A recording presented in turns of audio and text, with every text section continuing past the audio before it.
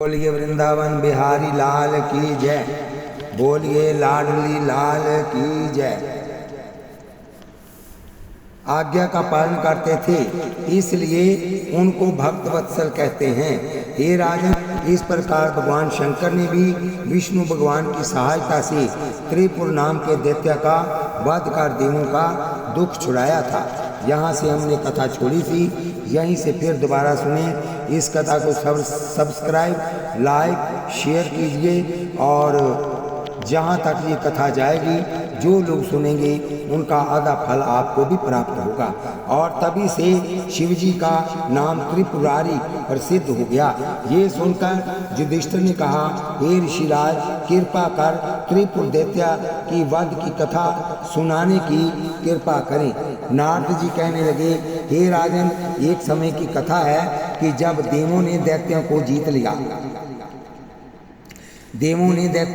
लिया तो वह दुखित होकर माय दानव की शरण में चले गए और उनकी स्तुति कर कहने लगे, हे दैत्यराज, कोई ऐसा उपाय कीजिए जिससे हम सुखी होकर संसार में जीवन यापन कर सकें। दैत्यों की स्तुति से प्रसन्न होकर राक्षस इंद्र माय ने उनको सोना, चांदी और लोहे के 3 विशाल विमान, जो कि संसार के सभी सुखों से सुसज्जित और शत्रु के शास्त्रास्त्र उनका कुछ भी बिगाड़ नहीं कर सकते थे, बनाकर उसमें एक अमृत का कुंड बना दिया, जो कि मृत्यु हो जाने पर भी राक्षस फिर जी उठे। हे राजन, उन तीनों विमानों को पाकर राक्षस बड़े खुश हुए और वह उन पर बैठकर देवता और हरि भक्तों को कष्ट देने लगे और बड़े आनंद से संसार में विचरने लगे। जब देवता लोग उन राक्षसों से कष्ट पाने लगे तो महादेव जी से जाकर प्रार्थना की, महादेव, हम दुखित देवों के कष्टों को मिटाने के लिए आप त्रिपुर का नाश जल्दी कीजिए, नहीं तो कोई देवता अपनी कष्ट कहानी सुनाने के लिए सजीव ना आ सके। हे राजन, भगवान दयालु शंकर ने इस प्रकार देवों की दयनीय दशा पर दया करके कहा, हे देवों, आप प्रसन्न होकर भगवान का स्मरण करो और मैं त्रिपुर को मारने का उपाय जल्दी ही करता हूँ। तत्पश्चात भगवान शिव अपने बाणों और त्रिशूल से राक्षसों का नाश करने लगे, मगर उस अमृत कुंड के प्रभाव से दैत्य मरकर भी जीवित हो जाते थे। इसलिए जब शिवजी को इस प्रकार युद्ध करते हुए बहुत दिन बीत गए और राक्षसों का नाश नहीं हुआ, तब उन्होंने धनुष बाण को पृथ्वी पर पटक कर भगवान विष्णु के ध्यान में लवलीन हो गए। हे राजन, जब जगदीश्वर ने महादेव जी को चिंतित देखा तो आप गौ और ब्रह्मा को बछड़ा बनाकर दैत्यों के अमृत कुंड का तमाम अमृत पी गए और उस कुंड की रक्षा करने वाले दैत्यों ने उनके रूप पर मोहित होकर उनको अमृत पीने से मना नहीं किया।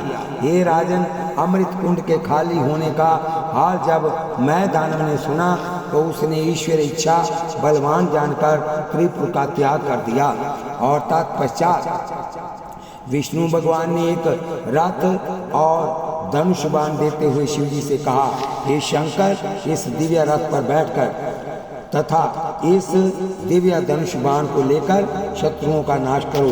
भगवान को सम्मुख देखकर महादेव जी ने कहा, हे जगदीश्वर, आपके बिना संसार में और कौन है जो भक्तों पर दयालु होकर दुष्टों का वध करता रहे। इसलिए इस अवसर पर आपने मेरी सहायता कर दुखित देवों पर दया की है। हे राजन, इसके बाद भगवान तो अंतर्धान हो गए और शंकर के बाण लगते ही वे माया रूपी तीनों नगर दैत्यों समेत भस्म हो गए। उस समय देवों ने प्रसन्न होकर भगवान शंकर की त्रिपुरारी नाम से बड़ी प्रार्थना की और आकाश मार्ग से उन पर पुष्पों की वर्षा की तथा गंधर्वों ने गान गाकर और असंख्यों के नृत्य करके उनको प्रसन्न किया। नारद जी कहने लगे, हे राजन, विष्णु भगवान इस प्रकार अपने भक्तों के मनोरथ पूरे कर दुष्टों को दंड दिया करते थे। इतनी कथा सुनकर युधिष्ठिर बड़े प्रसन्न हुए।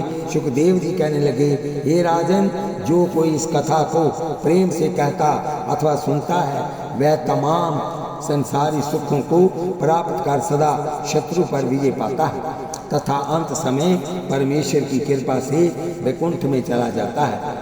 नारद जी का महाराज युधिष्ठिर को 4 वर्ण और 4 आश्रमों का धर्म सुनाना। सुखदेव जी कहने लगे, हे राजन, नारद जी से इतनी कथा सुनकर महाराज युधिष्ठिर ने उनकी स्तुति कर कहा, हे मुनिनाथ, जिस प्रकार आपने परमेश्वर के गुणों का बखान किया उसी प्रकार कृपा कर 4 वर्ण और 4 आश्रम के धर्मों का वर्णन कीजिए। नारद जी ने कहा, हे राजन, पहले मैं आपको 4 वर्णों के सम्मिलित और अलग अलग धर्म बताता हूँ, सो ध्यान देकर सुनो। 4 वर्णों के मनुष्य को सत्य बोलना चाहिए, झूठ नहीं बोलना चाहिए, मन में सदा दया रखकर दीन, अनाथ और दुखियों की तथा अतिथ्य की सेवा और सहायता करनी चाहिए। किसी भी प्राणी को दुख न देकर सबके सन्मुख अकेले किसी पदार्थ को ना खाना चाहिए। परमेश्वर को जगत कर्ता जानकर सदा उनका भजन, कीर्तन और सत्संग करना चाहिए। अति लोभ का त्याग कर सदा संतोष धारण कर अहंकार और क्रोध को अलग रखना चाहिए। पर स्त्री को माता और बहन के समान समझना तथा राज्य सबला होने पर अपनी स्त्री से दूर रहना। जीव हिंसा, जुआ और नशीली वस्तुओं का सर्वदा त्याग करना चाहिए। संसारी माया मोह में अधिक न फंसकर माता पिता, गुरु और अन्य वृद्ध पुरुषों की आज्ञा में चलकर उनकी सेवा करनी चाहिए तथा सदैव शुभ कर्मों में रहकर चोरी, यारी आदि अशुभ कर्मों से अलग रहना चाहिए। हे राजन, उपरोक्त नियमों का जो गृहस्थी पालन नहीं करता उसे पशु से भी गया बीता समझना चाहिए। इसलिए हर एक प्राणी का ये कर्तव्य है कि मनुष्य शरीर धारण करके वह अवश्य इन नियमों का पालन करे। अब मैं आपके सामने 4 वर्णों का अलग अलग धर्म कहता हूँ, सुनो। वेद पढ़ना और पढ़ाना, यज्ञ करना और कराना, दान देना और लेना। ये राजन, उपरोक्त कर्म ब्राह्मण वर्ण को अवश्य करने चाहिए तथा इसके साथ संध्या, तर्पण, हवन और परमेश्वर की भक्ति अवश्य करनी चाहिए, क्योंकि वेद पाठी पर भी जो ब्राह्मण भक्ति नहीं करता है उनका संसार में जन्म लेना वृथा है। इसलिए ब्राह्मण ही नहीं बल्कि 4 वर्णों और 4 आश्रमों को अवश्य परमेश्वर की नियम पूर्वक भक्ति करनी चाहिए। ये राजन, निम्नलिखित धर्म क्षत्रिय वर्ण के हैं। वेद पढ़ना और पढ़ाना, यज्ञ करना और कराना, दान केवल देना, 2 ब्राह्मण, दीन और अनाथों की रक्षा करना। हे राजन, उपरोक्त कर्म क्षत्रिय वर्ण के हैं तथा खेती करना, व्यापार करना, वस्तु लेकर बेचना, विद्या पढ़ना और नर्मता धारण करना, दान देना, यज्ञ करना उपरोक्त कर्म वैश्यों के हैं, यानी के जो व्यापार करते हैं। विद्या पढ़ना, सेवा, धर्म और शुभ कर्मों में धनोपार्जन करना, ये राजन उपरोक्त कर्म शूद्र वर्ण के हैं। अब मैं आपके सामने स्त्री धर्म का वर्णन करता हूँ।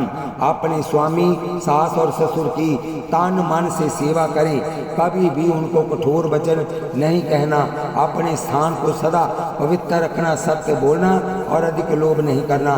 परमेश्वर कृपा से जो वस्त्र आभूषण मिले उन्हीं पर संतोष रखकर सदा प्रसन्न रहना।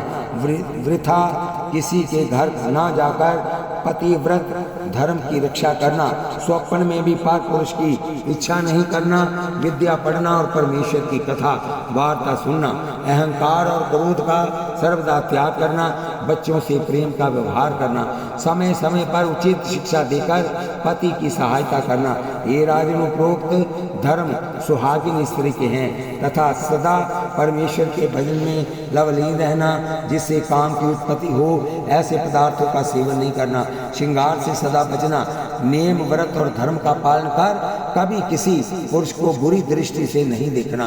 काम क्रोध मद लोभ और अहंकार का त्याग कर कभी डाह नहीं करना, अफसोस नहीं करना। उपरोक्त धर्म विधवा स्त्री के हैं।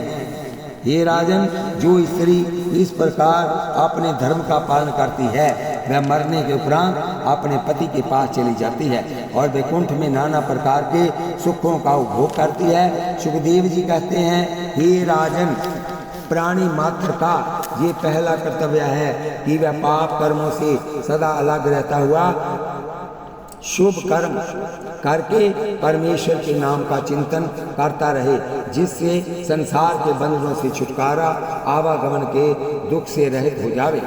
नारद जी का चारों आश्रमों के धर्मों का वर्णन करना। नारद जी कहने लगे, हे राजन, चारों वर्णों का धर्म हम आपको सुना चुके हैं तथा चारों आश्रमों का जो धर्म है उसे ध्यान से सुनिए। 5 वर्ष से लेकर 25 या कम से कम 20 वर्ष की आयु तक ब्रह्मचर्य धर्म का इस प्रकार पालन करता हुआ विद्या पढ़े। चित्त लगाकर विद्या पढ़ना, माता पिता गुरु और अन्य पूजकों की सेवा करना, नित्य प्रति संध्या करके परमात्मा का ध्यान करना, काम क्रोध अहंकार और डाह को छोड़कर किसी को कटु शब्द नहीं कहना, गुरु माता पिता की भूल कर भी बुराई न करना, गुरु की आज्ञा पाकर ही भोजन आदि करना, श्रृंगार और वेश भूषा का बिल्कुल परित्याग करना, मांस मदिरा और अन्य नशीली वस्तुओं का सर्वदा त्याग करना, स्त्री मात्र को कभी प्रेम की दृष्टि से नहीं देखना तथा कभी एकांत में उनसे संभाषण नहीं करना, श्रृंगार रस की न तो बात सुनना और न भूल कर भी कभी कोई ऐसी पुस्तक पढ़ना। इस प्रकार के मैथुन को त्याग कर नियम के साथ ब्रह्मचर्य का पालन करना। ये राजन, ऊपर लिखे नियम ब्रह्मचारी के हैं, तो ऊपर लिखे नियमों का विधि पूर्वक पालन करता हुआ ब्रह्मचारी 25 अथवा 20 वर्ष की आयु में किसी योग्य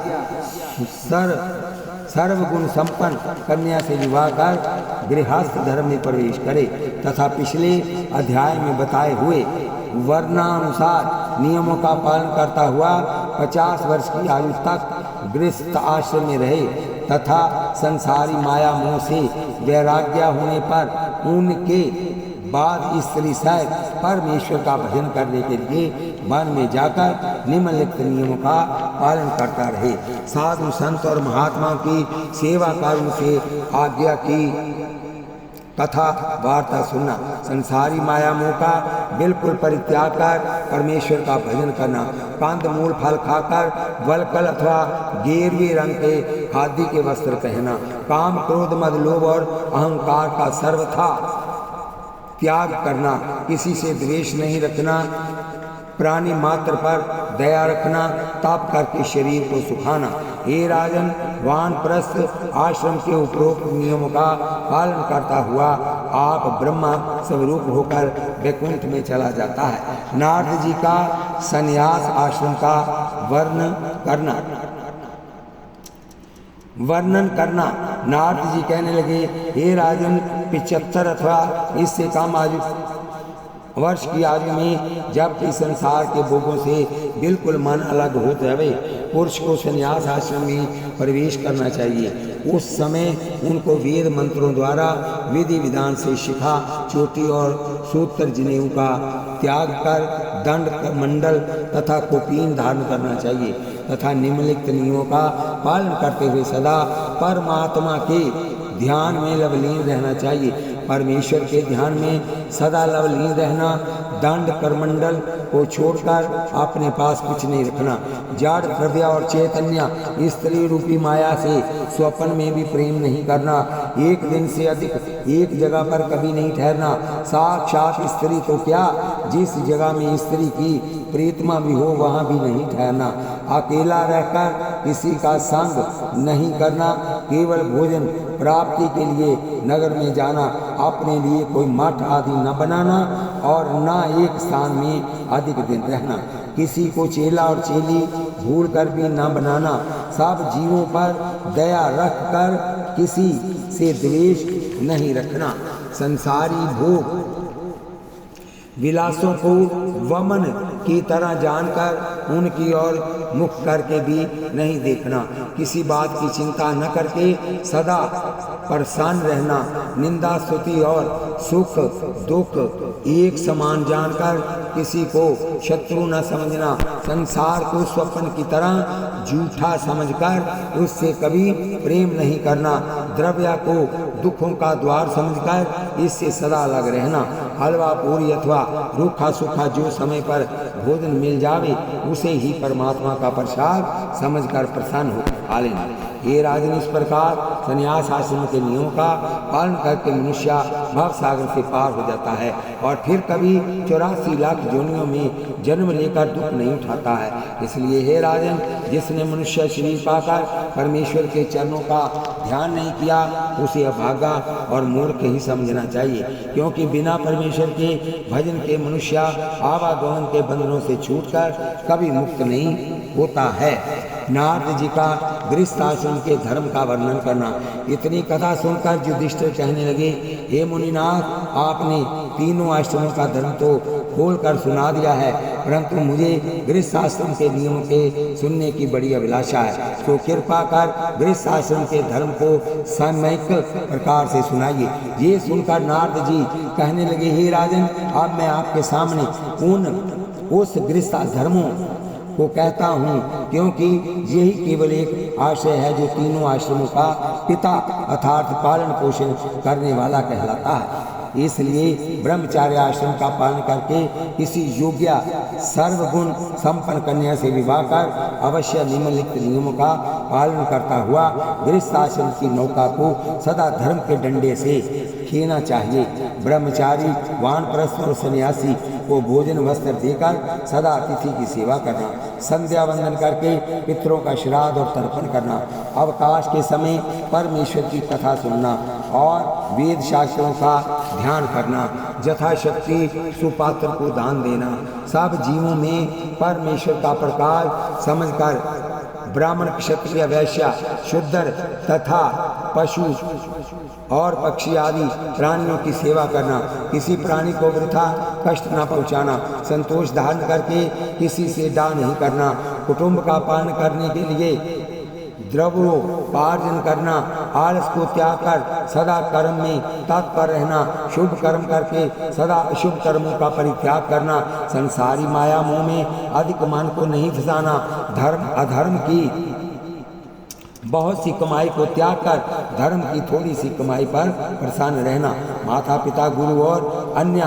वृद्ध पुरुषों की आज्ञा में चलकर सदा उनकी सेवा करना, सत्संग करके कुसंग का सर्वदा त्याग करना, यज्ञ, जप, तप, हवन और देव पूजन करता हुआ शास्त्रानुसार आचार्यों की आज्ञा मानना, सदा दुख और सुख में परमेश्वर का ध्यान रखकर मगन रहना, धैर्य, क्षमा, दया और पवित्रता को कभी मन से अलग नहीं होने देना। हे राजन, उपरोक्त गृहस्थाश्रम के नियमों का पालन करता हुआ प्राणी संसार के बंधनों से मुक्त हो सदा के लिए वैकुंठवासी बन जाता है। नारद जी का गृहस्थाश्रम के गुणों का बखान करना।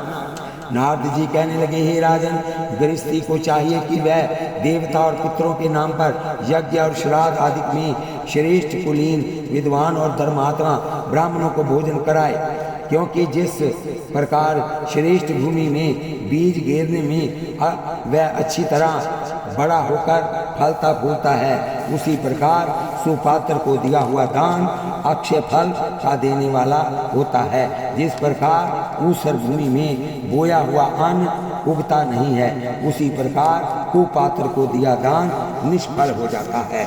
ये राजन, जो पुरुष देवता और पितरों के नाम पर हिंसा करता है वह अवश्य नरक में जाता है, क्योंकि देवता और पितर हिंसा से कभी प्रसन्न नहीं होते हैं। इसलिए मनुष्य को भूल कर भी जीव हिंसा नहीं करनी चाहिए। इसी प्रकार जो प्राणी संतोष नहीं करता वह भी नरक में अवश्य जाता है।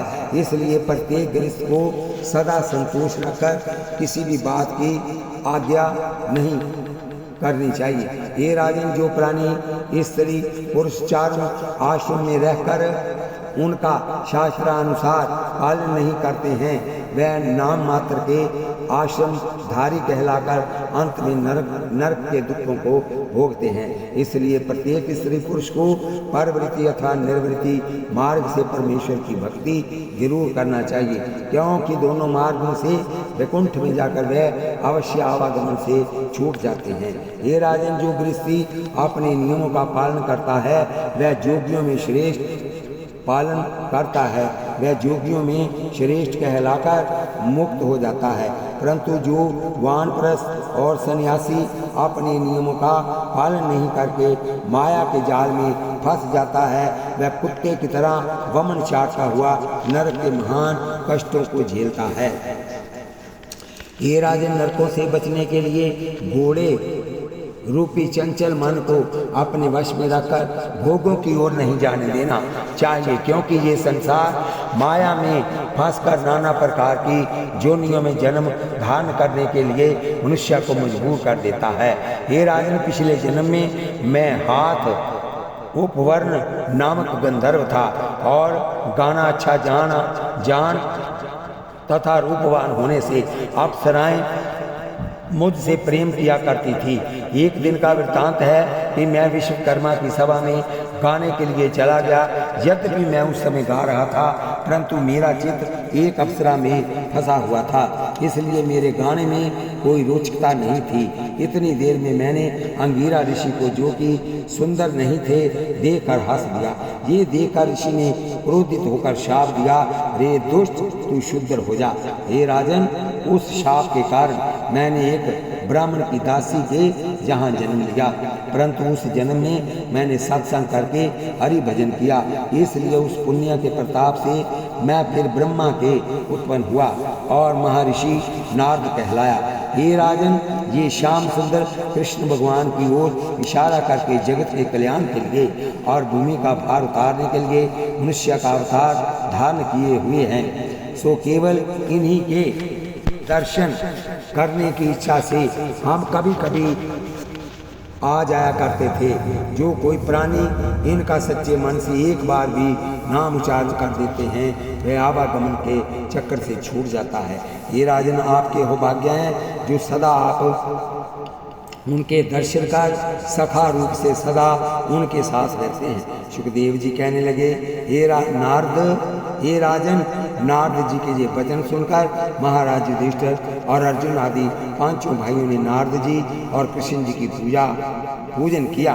तत्पश्चात नारद जी तो हरि कीर्तन करते हुए ब्रह्मलोक को चले गए और उनके ज्ञान देने पर महाराज युधिष्ठिर आदि श्याम सुंदर को पूर्ण ब्रह्म परमेश्वर समझकर उनका ध्यान करने लग गए।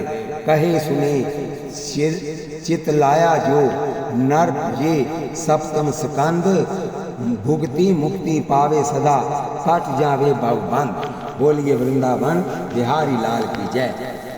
सुख सागर 8वां स्कंद, बोलिए श्रीमद् भागवत महापुराण की जय।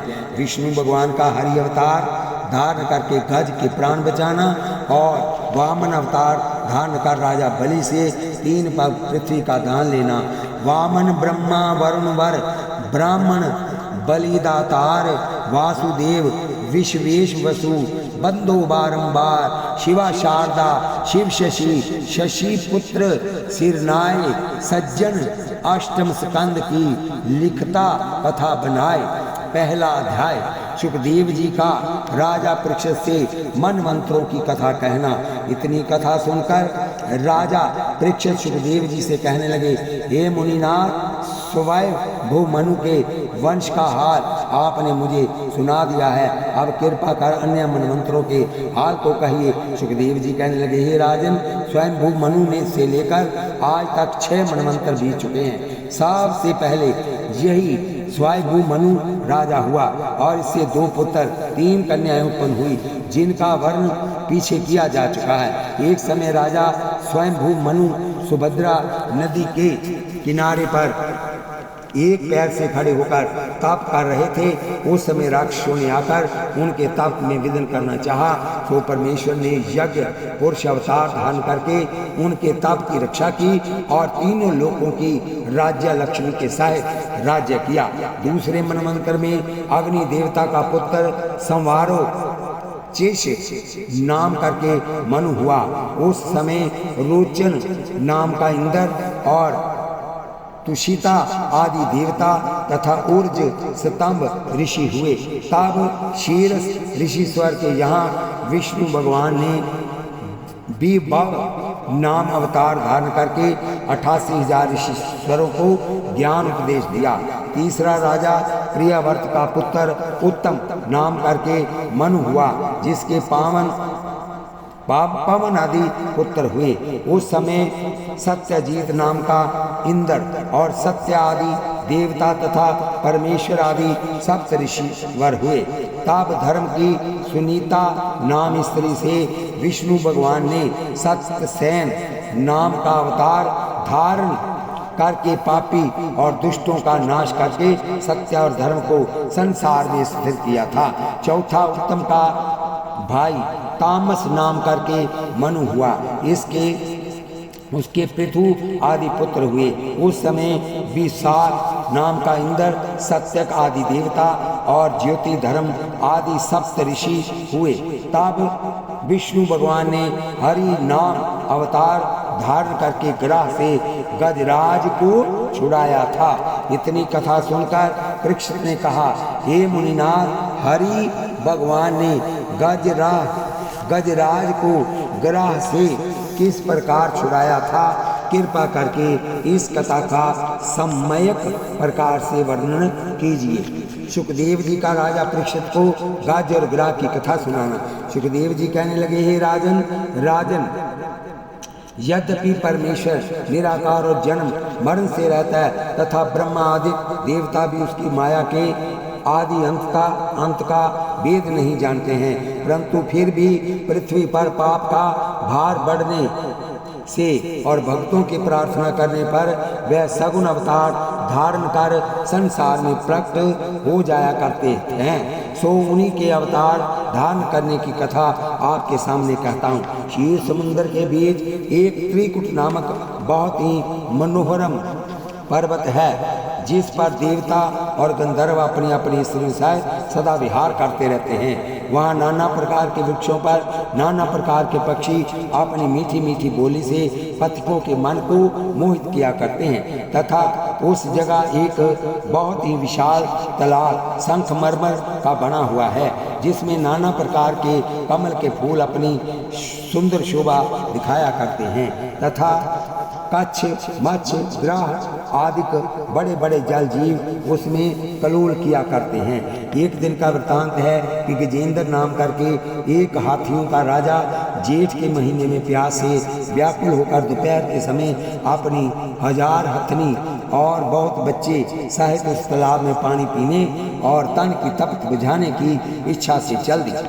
ये राजन, उसमें 10,000 हाथियों का बल था और उसके पद की सुगंधित से मोहित होकर हजारों भंवरे उसके सिर के इर्द गिर्द गुंजार कर रहे थे। जिस समय वह वृक्षों को उखाड़ता हुआ और पैरों से रौंदता हुआ तालाब में पहुंचा, तो पहले तो उसने अपनी स्त्री और बच्चों सहित खूब तृप्त होकर पानी पिया और इसके बाद सूंड में पानी भरकर और अपनी हथनियों के शरीर पर उड़ेल कर कलोल करने लगा। ये राजन, उसी तालाब में एक बड़ा बलवान ग्रह रहा करता था। सो जब उसने तालाब के पानी को इस प्रकार गंदला होते हुए देखा, तो शीघ्र ही उस हाथी सम्राट का पिछला पैर मुख में ऐसे जकड़ लिया कि बहुत सा प्रयत्न करने पर भी वह उसे न छुड़ा सका। तब हाथी को भी क्रोध चढ़ाया और वह उस ग्रह से युद्ध करने लग पड़ा। कभी तो हाथी ग्रह को जल के बाहर ले जाता था और कभी ग्रह उसे जल के अंदर हाथी को ले जाता था। इस प्रकार युद्ध करते करते जब बहुत दिन बीत गए, तो हाथी को थका जानकर उसकी स्त्री और बच्चे अर्थात हथनी और उसके बच्चे उसको अकेला छोड़कर वन में चले गए। उस समय युद्ध में थकित और परिवार से अलग हुआ वह हाथी इस प्रकार अपने मन में रोकर कहने लगा, संपत्ति में साथी सभी, विपता में ना कोई, विपद देखकर नारी सुत, गए अलग सब होए, रे मन अब जगदीश बज, उस बिन साथी कौन, शरणागत को देत सुख, नहीं बैठत हो मौन। ये राजन इस प्रकार बहुत सा मन में विलाप करके गजराज ने निश्चय किया कि अब उस काल के दीन दयाल परमेश्वर की शरण में जाना चाहिए, क्योंकि उनकी शरण में जाए बिना प्राणी कभी भी सुखों को प्राप्त नहीं कर सकता। गजेंद्र का परमेश्वर की स्तुति करना। सुखदेव जी कहने लगे, हे राजन, ग्रह से दुखित होकर गजेंद्र परमात्मा की इस प्रकार स्तुति करने लगा कि मैं उस पार ब्रह्म परमेश्वर की स्तुति करता हूँ जिसने अपनी शक्ति से इस संसार की उत्पत्ति की है, जिसका प्रकाश संसार के सब चराचर जीवों में है, तथा जिनके नाम मात्र से प्राणी अर्थ धर्म काम और मोक्ष को प्राप्त कर भाव बंधन से सदा के लिए छूट जाता है। इसलिए वह निरंजन निराकार जगदीश्वर मुझे न केवल इस दुष्ट ग्रह से बल्कि संसारी माया जाल से भी मुक्त करे, क्योंकि अब मैं अपनी हथनी और अपने बच्चों के मुंह में फंसकर उस परमात्मा का नाम स्वप्न में भी नहीं लेता था, परंतु जग में जब से मैंने ये देख लिया है कि स्त्री और पुत्र सब मतलब के साथी हैं और विपत्ति पड़ने पर सब अलग होकर कुछ सहायता नहीं करते हैं, तब मैंने उस शरणागत पालक की शरण लेकर ये प्रार्थना की है, सो वह परमात्मा मेरे सब अपराधों को क्षमा कर मेरा इस ग्राव संसारी माया जाल से मेरा उद्धार करे। ये राजन, जब परमात्मा ने गजेंद्र की ये सच्चे मन से प्रार्थना सुनी तो उसी समय सुदर्शन चक्र को लेकर गरुड़ पर सवार होकर गजेंद्र को बचाने के लिए शीघ्रता से चल दिए। ये राजन, जब गजराज ने विष्णु भगवान को आते देखा तो वह अधीर होकर और कमल को नाल समेत सूंड में लेकर इस तरह चिल्ला उठा, हे जगदीश्वर, हे नारायण, हे दीनानाथ, हे दुखभंजन, हे श्याम सुंदर, हे राम, मैं आपकी शरण में आकर प्रार्थना करता हूँ कि मुझे विपत्ति से शीघ्र छुड़ाइए। हे राजन, जिस समय जगत पिता ने गजराज की इस प्रकार आर्तवाणी सुनी तो उसी समय सुदर्शन साहिब गरुड़ से कूद पड़े और पवन की तरह पैदल दौड़कर सुदर्शन से ग्रह का मुख चीर कर उसे मार दिया और फिर गजराज को तालाब से बाहर निकाल दिया। ग्रह का गंधर्व तन धारण करके भगवान की स्तुति करना। सुखदेव जी कहने लगे, हे राजन, जिस समय ग्रह मारा गया उस समय देवों ने हरि भगवान पर पुष्पों की वर्षा की और गंधर्वों ने गाना गाया तथा ऋषिश्वर और मुनीश्वरों ने उनकी बहुत सी स्तुति की। तब उसी समय वह ग्रह एक अत्यंत सुंदर पुरुष का रूप धारण कर विष्णु भगवान की बहुत सी स्तुति कर इस प्रकार कहने लगा, हे जगदीश्वर, पिछले जन्म में मैं हूँ नाम करके गंधर्व था। एक दिन अपनी स्त्रियों के साथ विमान पर बैठकर एक मनोहर वन में जा पहुंचा, सो वहाँ एक बहुत सुंदर तालाब देखकर उसमें जल विहार करने लग गया। हे भगवान, उसी तालाब में देवल ऋषिश्वर भी स्नान कर रहे थे, सो मैंने अज्ञानतावश स्त्रियों के कहने से उनका उपहास करने के लिए गोता लगाकर उसका पांव पकड़ लिया और इसके बाद में उसको खींचकर जल से ले गया और फिर बाहर निकलकर उसकी ओर देख हंसने लगा। हे भगवान, मुझे इस प्रकार हंसता देखकर ऋषि ने क्रोध कर कहा कि हे दुष्ट, ग्रह की तरह मेरा पैर पकड़कर मुझे जल में ले गया था, इसलिए मैं तुझे शाप देता हूँ कि तू जाकर शीघ्र ग्रह हो जा। ये शाप सुन मैं बहुत लज्जित हुआ और जब मैंने उद्धार के लिए ऋषि की बहुत स्तुति की तो उन्होंने कहा, हे गंधर्व, जब तू गजेंद्र का पैर पकड़ेगा तब परमेश्वर गजेंद्र का उद्धार करने के लिए तुझे मारेंगे, तब तू फिर अपना वही तन प्राप्त करेगा। हे भगवान, ऋषि ईश्वर की दया से ही मैंने आपका दर्शन पाया है। सो यदि आज्ञा दो तो अब मैं आपके लोक को चला जाऊं। सुखदेव जी कहने लगे, हे राजन, इस प्रकार वह ग्राह गंधर्व रूप का होकर भगवान की आज्ञा से प्रसन्न होता हुआ अपने लोक को चला गया।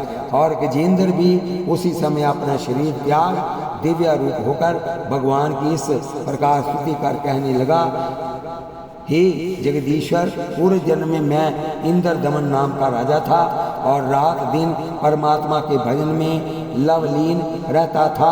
एक दिन का हाल है कि अगस्त मुनि भ्रमण करते हुए मेरे स्थान पर आए। उस समय मैंने अज्ञानता से राजमद में आकर उनका आदर सत्कार नहीं किया।